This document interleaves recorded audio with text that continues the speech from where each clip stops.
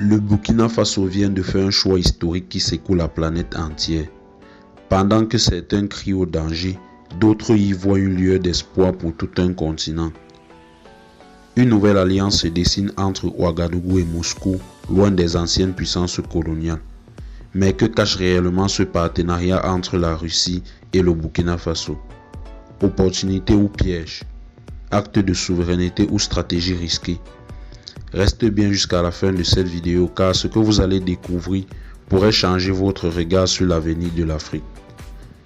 Depuis l'indépendance, le Burkina Faso a longtemps été sous l'influence occidentale, en particulier celle de la France. Le souvenir du capitaine Thomas Sankara reste fort, lui qui avait déjà tenté de rompre avec l'ordre établi. Mais au fil des décennies, les relations avec l'ancienne puissance coloniale ont perdu de leur éclat, notamment à cause du sentiment d'abandon face au terrorisme.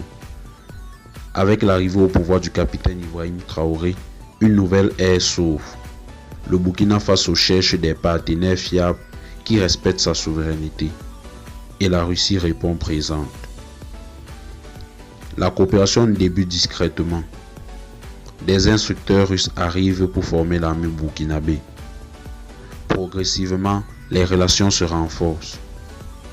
Des accords sont signés dans les domaines de la sécurité, de la santé, de l'éducation et même de l'énergie.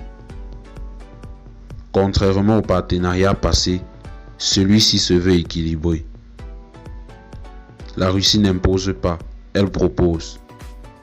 Et pour le Burkina Faso, c'est une chance de se reconstruire en dehors des influences classiques.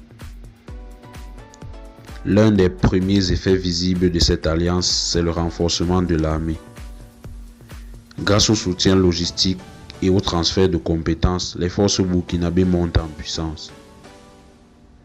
Des zones entières, jadis contrôlées par des groupes armés, sont aujourd'hui sécurisées. L'ennemi recule et le moral des troupes remonte. Ce partenariat est donc stratégique. Il redonne espoir à un peuple longtemps abandonné à lui-même. Le Burkina Faso n'a pas simplement changé d'allié. Il a changé de posture. Il affirme désormais sa souveraineté. Ce partenariat avec la Russie n'est pas une soumission, mais une décision assumée. Le message est clair. Le Burkina Faso choisit ses partenaires en fonction de ses intérêts, pas selon les ordres de Paris ou Washington.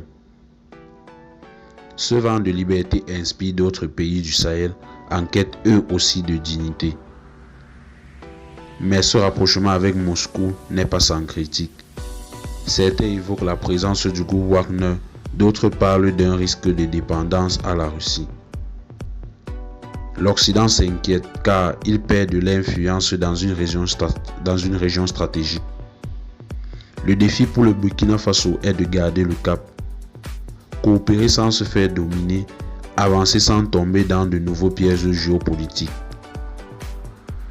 La Russie ne propose pas que des armes. Elle s'investit dans la formation de l'agriculture, la santé, la technologie et même l'énergie nucléaire à usage civil. C'est une coopération globale avec une vraie volonté de transfert de compétences. Pour le Burkina Faso, c'est une occasion unique d'accélérer son développement et de bâtir une nation forte, indépendante et moderne.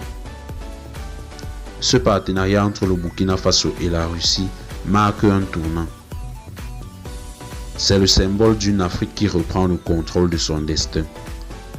Pour certains, c'est une menace, pour d'autres, une promesse. Mais une chose est sûre, l'histoire est en marche et le peuple burkinabé semble plus déterminé que jamais à écrire l'histoire lui-même.